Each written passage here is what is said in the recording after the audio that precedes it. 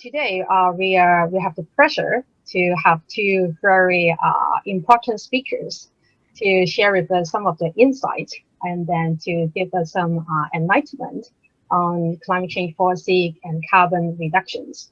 First of all, we will hear the sharing from Mr. Lawrence Liu. He is the program manager of Hong Kong 2050 is now. And then we will also have the very experienced and then non-story John Sayer. He is right now the research director of Carbon Care in the lab. And then both of them will share their PowerPoint about 10 to 15 minutes. And then they will enlighten us. They will enlighten us on the topics about commitment to carbon reductions, monitoring, and then evaluating and also reporting at city levels. Just to remind the participant in this room that please do join us for the chat room. If you have any question that you want to ask to raise, do feel free to do that at any time. And then I'm sure we're happy to take all the questions and then to ask the speakers.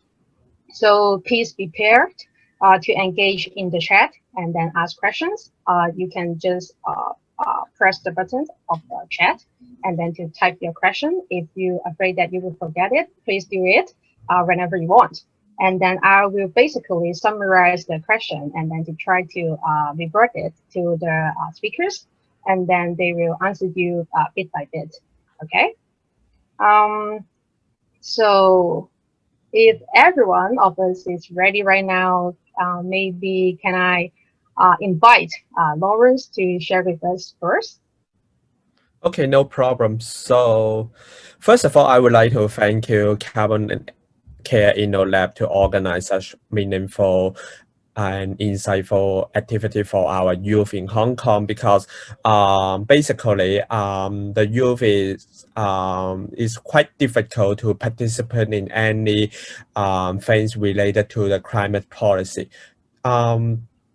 So, and then like last year COP, and then my observation is Taiwan, China, they sent a number of youth to the COP, but Hong Kong, we only have like few youth went there last years.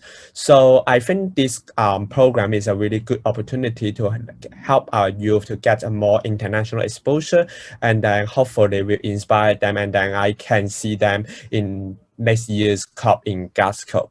So today I would like to share about the Hong Kong action on climate change. So I'm Lawrence from Civil Exchange, and then you can see on the screen is today's agenda. So first of all, I will talk about why 1.5 degree target is important and what is the emission gap ahead. And then secondly, we will talk about the Hong Kong 2050 is now report. It's a report that prepared by Civil Exchange and Well Resources Institute. Is focused is the first decarbonization roadmap for Hong Kong. Hopefully our government will adopt it. And then thirdly is the economic and social benefit of decarbonization. So let me move on our first topic. So the climate science. The global warming is already really significant. And then as you can see on your left-hand side is the graph since the industrial revolution. And then our temperature is keep rising, and then now it's around 1.2 degrees Celsius. And then you may not realize that actually the global warming is not even on the planet Earth. We talk about the global mean temperature 1.2 degrees. It's not whole globe planet is raised 1.2 degrees Celsius. But you can see the graph on right hand side, especially the Arctic area, the temperature rise can reach like 4 to 5 degrees Celsius. And then Hong Kong definitely more than 1.2 degrees Celsius. So that it will cause us a lot of problem if we not tackle the climate change now, and then if we not build the urgency on the government and the public. So next is talk about the global warming impact. Actually, the super typhoon, the older super typhoon or extreme weather like heat wave will exist.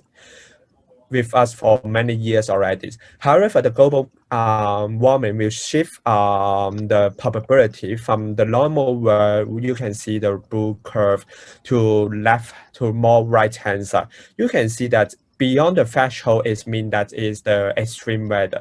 At the old day, the normal world, the extreme weather, the probability is like this. However, however, the global warming bring us a more probability and exposure under those weather beyond the threshold, which we will classify as the extreme weather. And then for Hong Kong, how may Hong Kong impact is like more severe typhoon and then more frequent fast rainstorm with landslide and then flood and drought in South China. So we have seriously affect our water supply in the future. And then however, our government did some quite good job is the civil servant mindset is like we need to well plan it. So they build a lot of infrastructure to help our city to adapt the climate change, like to use the sponsorship city development approach, or like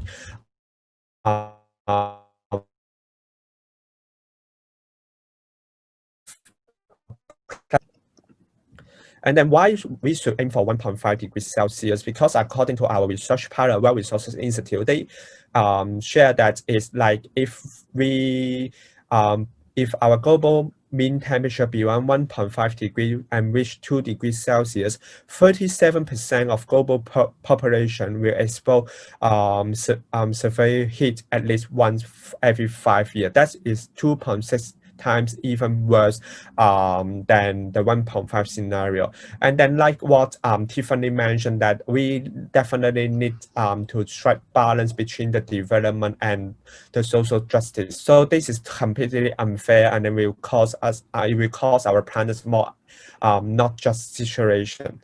And then for the sea level rise, and then you can see it's 0.06 meter more, but actually it's quite big, because this 0.06 is when the storm surge combined with the storm surge is really likely to flood our heart of our city like Central. And then this slide is talk about the emission gap. If we want to reach like 2 degrees Celsius, according to the current scenario projection, because our scenario at this moment is our global mean temperature will strike like to 4 to 5 degrees Celsius. If we want to stop this happen, and then like to 2 degrees Celsius, we still need to mitigate like 15 gigatons CO2 before 2030. And then for the 1.5 degrees Celsius scenario, we need to add even harder to reach to maintain the 1.5 degrees Celsius. That's why we need the inevitable policy response. Is like more a comprehensive policy package to help our city, our planet reduce our emission.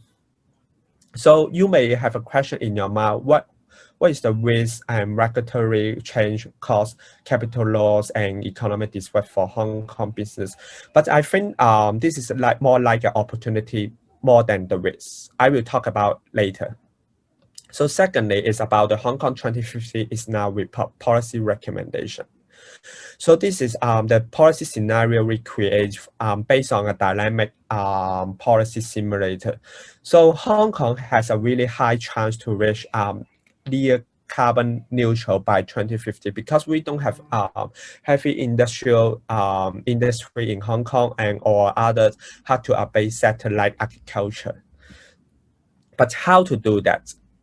This slide will help you to understand how can we do that. In Hong Kong, our problem is quite focused. Like we can focus in 3 key areas: the energy, building energy efficiency, and transportation can help us to reduce 90% of emission. So let me move on to the power generation. Our policy at this moment, our policy objective is the environmental performance, reliability, affordability, and security and availability. So for the source of in 2050, CFH Exchange and WRI recommend that 4% energy can come from the local renewable energy, because it's according to different literature, Hong Kong renewable potential is really difficult to reach 10% of local demand. So we should focus on the other 90%. That's why we need to import near zero carbon from our region neighborhoods. And then for the rest is local, keep our local generation 35%. And then once the CCS technology, the carbon capture technology is viable, we can add it as a fast forwarder to try to capture the CO2 emission and then pump into underground. And then also if we increase our RE percentage in our fuel mix, we also need to consider the grid balancing.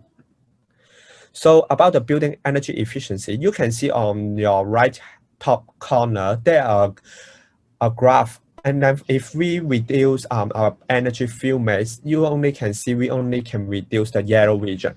But we also need to reduce our building consumption to reach our emission target. That is the policy recommendation. So we definitely need to handle the operation carbon, improve the transparency, and then motivate people to make change. Like any check on actual consumption, and then start from the government building more transparent disclosure, and then make participation like the scheme. Once the scheme established, and then we can like to make it as the per requested for the GFA concession, and then put all the results on the building department website to help popular and the other developer or sector people understand how to improve themselves. And then also can create a trusted, transparent information on the building energy efficiency to create a market pressure, regulatory limits, and enable the green finance to inject the capital to mobilize the retrofitting. And then for the half of the emission for the building life cycle is from the embodied carbon. So we also need to improve the transparency, like make the LCA life cycle analysis compulsory and mandated before the property developer can get the occupation permits. So let's move on to the transport sector. For the transport sector, we have three key directions. The first direction is avoid journey, improve our city planning, reduce the the needs of people need mobilize transportation, make our city become more compact, and then facilitate home and workplace mobility. And then secondly is shift to low carbon modes of transport, like use big data to further upgrade our Hong Kong already excellent public transport. Electoral road pricing, I think John remember that, I think like really long time ago, like 1970s, we already is the first city to talk about carbon ERP. However, at this moment, we still didn't implement the ERP in Hong Kong, but like our other city, like Singapore, already implemented. And then also we need to enhance the walkability and bikeability. And then finally, improve the efficiency and lower the carbon intensity of mobility, like convert our vehicle fleet into like EV or fuel cell electric vehicle. And then more robust target and pathway to ban the internal combustion engine vehicle, and then introduce the hydrogen fuel cell for the heavy duty vehicle. So if we add now, we can save 460 billion by 2050. You can see the graph here. So that it means that the cost is not really significant compared with the potential return. And then it will also create a lot of new job opportunity, like what I mentioned in my previous slide. The renewable energy job opportunity, carbon capture and storage, a lot of innovation. We build and rethink our city infrastructure to help us to transit into a low carbon economy that can bring us a more just society in the future. So finally is if we act now, because we can also reduce the air pollution, we can save 26,000 lives by 2050 because we improve our air quality and make our city more, we make our city more livable.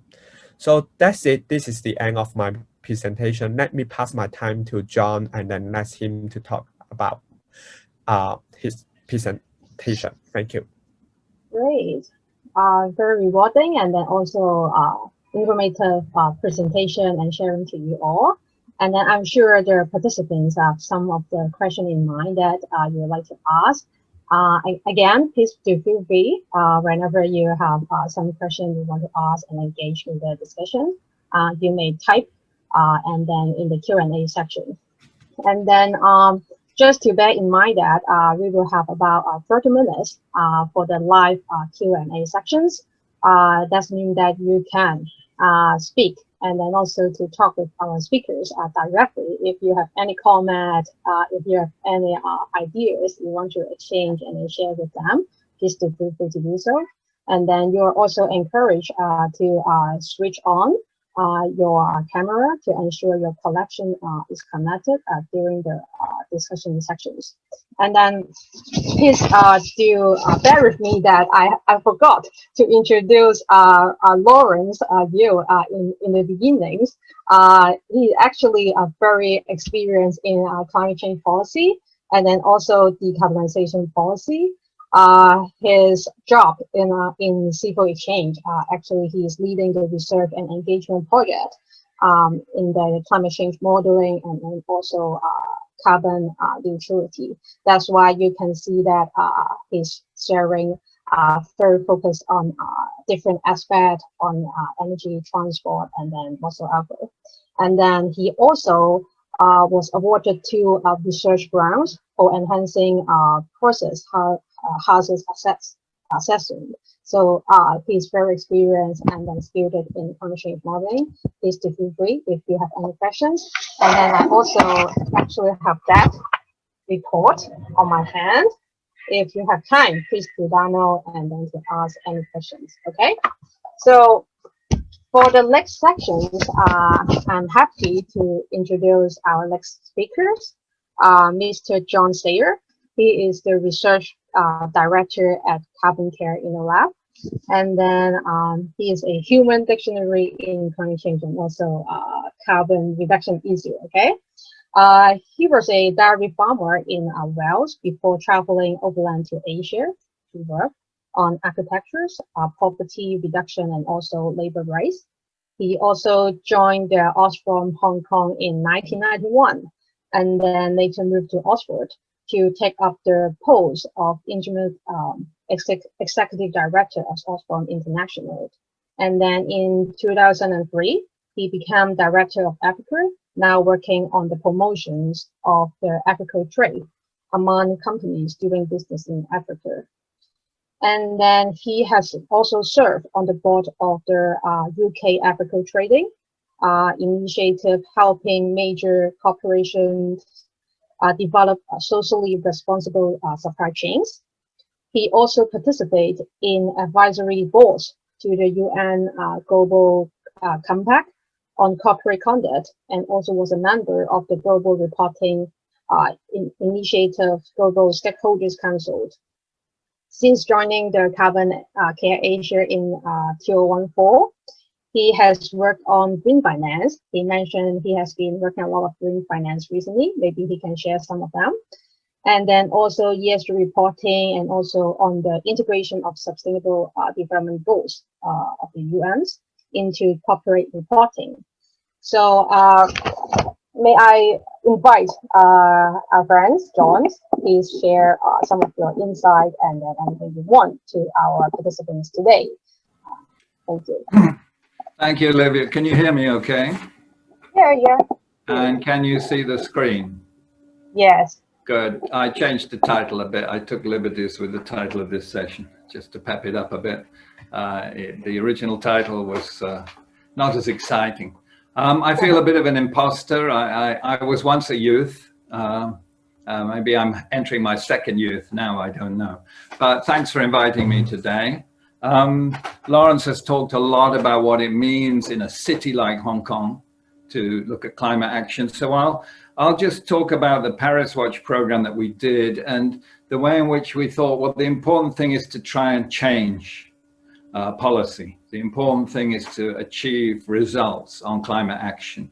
I was lucky enough to go with a fairly large group. I think if those of you who saw Chan Yao's introduction, there was a picture of us all in Paris. We went to the 2015 COP when the Paris Agreement was agreed. And we came back, we thought, well, what can we do about this? This is important, the Paris Agreement. So we asked a simple question, easy to ask, difficult to answer. Is Hong Kong doing enough to deliver its part of the Paris Agreement? That's the question. And then we said about, well, how do you answer that question? And from my Oxfam days, Africa Now days, we did a lot of policy advocacy, of course. And what you need when you're campaigning for change is a clear ask. What are you asking? What type of change are you seeking? Is it policy change, legal change, change in the economy, change in the way companies behave? How much change? Can you have some specific targets, and by when? What are the dates? You need priority objectives. You need to focus on the issues that make the biggest difference in achieving those goals.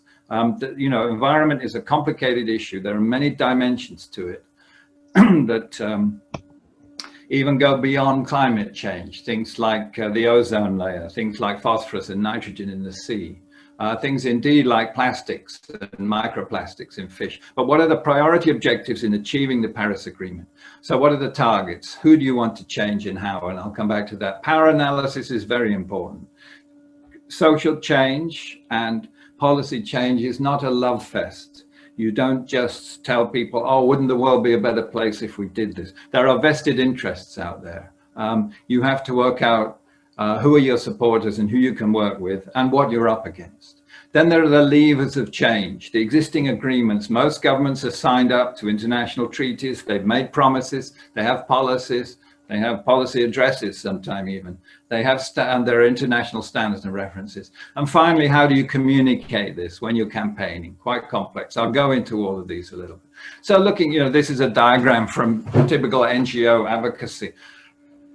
Do an analysis of your allies, your active allies, your passive opposition, your active opposition. Who are you opposing? Probably the fossil fuel companies, some vested interests, perhaps some of the transport sector, when you're trying to do the kind of things that Lawrence is proposing. So we looked at targets in Hong Kong. Obviously, we want to influence our government in Hong Kong. The heart of climate change is changing policy on things like energy and transport and buildings, just as Lawrence has explained. But there are other city governments in the region, and they can be a target as well. Shenzhen, Seoul, Guangzhou, Tokyo, Singapore. The national government in Beijing has influence on Hong Kong. It can be a variety of things, but the announcement that China will seek carbon neutrality by 2060 is important. That can help encourage Hong Kong to have even more ambition. Then there are the city-focused climate change organizations around the world. Hong Kong is a member of C40 cities. There's also the Global Compact of Mayors, Andy Clay. The media and the public, very important. If you can persuade them that policy change is important, they in turn, of course, influence governments. The business sector, there are many companies, progressive companies, leading change, showing what is possible and what is profitable. And then there are the allies of NGOs and community groups. And of course, we work with Civic Exchange, Greenpeace, WWF, and all these others in Hong Kong. We're all pushing for the same targets. So we broke the Paris Agreement into 5 basic questions. It's not a complicated document. It's available in all the 5 UN languages. So that includes Chinese and English. And it's quite readable. It's only about 13 pages long, plus another 11 for the implementation. But, you know, if the public, non-specialists, want to know what is the Paris Agreement, we felt it was important to break it into 5. So are we cutting Hong Kong's greenhouse gas emissions fast enough? That's the fundamental. If we can't reduce our emissions, it all follows from that. And how do we do that? Another mitigation question. Are we developing renewable energy fast enough? How much? And Lawrence touched on this. And the third, are we using energy more efficiently? You don't need so much energy, renewable or otherwise, if you're using less, if buildings and transport are more efficient. And then there's the adaptation question. Are we adapting to create a safe and healthy city? And then last but not least are the sort of institutional questions to drive the three mitigation and the one adaptation question. Do we have the right financial resources, technology, training, and indeed governance to make 1 to 4 happen? So that was our approach in this. And we put out in 2018 a climate action report. It was short, but it was trying to answer that question. And so I'll look at the ways in which we tried to have influence in the approach we took to this piece of advocacy. First, framing, and we decided we use an old advocacy technique of ranking. These are some examples. Nobody likes to be at the bottom of a list. This is a company scorecard, for example, on pollution and labor rights. And so we thought this is important. If we can rank Hong Kong, that this helps encourage greater climate ambition in Hong Kong. So for example, in the section on renewables, we ranked Hong Kong with Guangzhou, Shenzhen, Tokyo, Seoul, and Singapore. And the current level of renewables is appalling in Hong Kong, and the targets are incredibly unambitious. So this makes it quite clear. We didn't want to compare Hong Kong with the shining examples in the best in the world, like Copenhagen. Or we felt it was reasonable to look at other Asian coastal large cities. And even when you look at these, Hong Kong is not performing well. And then on a thing like, as Lawrence talked about, energy efficiency in buildings, we managed to get some figures to do a similar comparison. And again, we felt energy efficiency was not good. The Chinese cities are possibly doing worse, but Singapore, which needs aircon all year round, and Tokyo, which needs heating in the winter and aircon in the summer, are both doing better on building energy efficiency than Hong Kong. So that's another example of how to use statistics, if you like. And then we looked at another issue that Lawrence has raised. We looked at transport, and we tried to see, and we were doing quite well. Hong Kong has a tax break, or had a tax break, for electric cars, and we were doing quite well in our transition to electric vehicles. Of course, Hong Kong later took that incentive away and then partially reintroduced it. So that had an impact, and the latest figures will be interesting to see about our transition, because we know Shenzhen is doing very, very well on things like electric buses compared to Hong Kong. And the biggie, of course, is per capita emissions of carbon dioxide or greenhouse gases. And Singapore is doing worse than us, but we're worse than Seoul and Tokyo. Singapore, of course, has a manufacturing and refining sector. So, because UN statistics use production-based emissions, we actually buy our energy from Singapore. We don't have a manufacturing or a chemical sector like Singapore. So they look worse. But quite a lot of the energy we use in Hong Kong is actually coming from Singapore. So if you use consumption-based measures, it would look very, very different. There was a study at Hong Kong U that said, if you look at consumption of just meat and dairy in Hong Kong, because it's all imported, if you put a carbon figure on the meat that we eat and the dairy we use, our per capita greenhouse gas emissions would go up to something like 14 per capita. So we're more than double our own. We'd be way above Singapore just on that. And of course, we also import our clothes, all the rest of our food, electronics, almost everything that we consume is imported. But that doesn't count if you use production-based measures. But that lets Hong Kong off the hook a little bit. Second approach we used to try and create influence was a report card. We've all had school reports. I remember mine. They were pretty terrible at the time, if I remember correctly. And we all know the standard of being marked and having a little teacher's comment. So this is another advocacy technique that we used. So we produced a Paris Watch, and we got a panel. Rather than mark it ourselves, we got academics and experts from around Hong Kong to rank Hong Kong on a number of questions, basically on the 5 questions, but broken down a little bit on things like buildings, transport, renewable energy. And Hong Kong came out with a C-. And we're doing that again right now. We've got the panel of experts working to, a year and a half later, what do they think? Has Hong Kong made progress? And we will use that too. And they will be making these teacher-like comments about Hong Kong, could do better, and so on. And we will use, that's a second advocacy technique. The third is benchmarking, if you like. If we're saying how well is Hong Kong doing, what do we compare? And and other international standards and targets. And what we found is during 2020, the groups around the world, WRI, WWF, the Carbon Disclosure Project, and checking actually on the board of this Science-Based Targets Initiative was also the IPCC, the UN scientists body. And they created science-based targets for cities. They originally developed, of course, for companies, and sector by sector, a company can set a science-based target. But we ran the figures. Here's the Hong Kong government's ambition, that's actual, and they say that we'll go between 3.3 and 3.8 tons per capita by 2030. That's the current target for Hong Kong. The science-based targets, we ran the figures, and we should be just over 2 tons per capita by 2030. So we're way above. And of course, the higher you are, the steeper the curve has to come down if you're heading for carbon neutrality.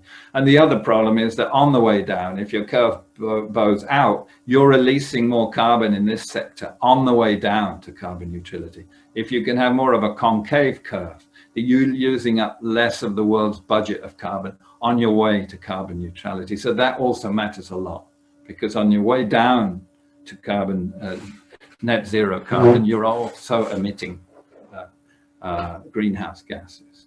So we ran these figures, and there are good groups around the world developing, and we felt this was important to look at Hong Kong in context of international and agreed targets. And finally, communication. People have talked a little bit about this, and I feel, again, like an imposter. There was such good stuff going on when we looked at the international, the contributions from around East and Southeast Asia this morning. You know, so impressive what a lot of the youth groups are doing and using new social media. But I'll say a little bit about our approach to that. It is a complex thing, climate change, in communicating and in debates and meetings we have. Some people, you know, it's an economic problem, or it's a technological problem. We can get through this, or it's a moral problem. We have a moral responsibility to the next generation. It's just an energy problem. If we can create renewable energies and new technologies and fusion, nuclear fusion, or new systems of producing energy, we'll be fine. Or it's a social justice problem. The poor are hurt first and hardest by climate change. Or it's an ideological battle, you know, against, it's governments are using climate change to restrict our freedoms, as some people say in some parts of the world. Or it's a governance problem. If only governments would just act quickly, like they did in wartime, in allocating resources, it would be solved. Or it's a hoax. There are other interpretations. You know, climate change is the duty to respect the God's creation, religious, or the creation of gods, depending on your religion, the gods or a god. There are many ways and many perspectives, and we have to take these account when we're framing our argument. We heard a little bit about that this morning in terms of using traditional beliefs. We've done a lot. I think you can see Natalie down here at the Yongo, in terms of participating in international meetings, getting media coverage, using social media. And you know, the young people from Hong Kong did an amazing job at the COP talks in joining into groups and combining with young people from other parts of the world in order to get the youth voice heard. And that's, to us, it's incredibly, it's the one ray of light in climate talks in which the government, they say one thing, but they're protecting their vested interests at the same time. They're all a bit tired and old, and they know how to make wonderful speeches. But as many of the young people say, that doesn't translate into action. We presented Paris Watch in one of the many meeting rooms in the climate talks. We talked about the 5 goals that we thought we would set out.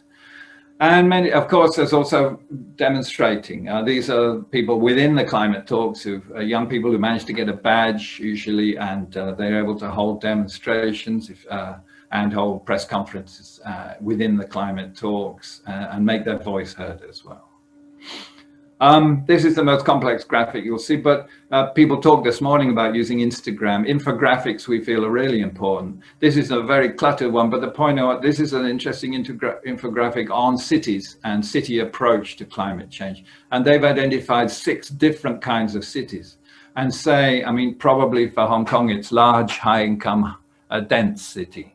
but there are other types. So there's not one size fits all in terms of the mix of renewable energy, building action, transport action, and so on. It depends on the state of development of your city. But we feel infographics increasingly important in the Instabaye, Instagram, TikTok age. We will need to make our message for the non-specialists about climate change really approachable and as simple as possible. The only point really is, I think, to achieve change. So when we're campaigning and doing policy advocacy, that's the critical thing. That's what we set out to do in Paris Watch. And we've got a lot of young people with a lot of energy helping us on this. And from what I've seen today, there's a lot of action going on in Southeast and East Asia as well, which is really very encouraging. We do this because of the future. Many of you will grow up and have kids. I already do. And when we look out in 2050, when you look out across the harbor, what will you see? Will it be a green society? Will it be a healthy and sustainable city? Or will we still face these problems? So thank you very much.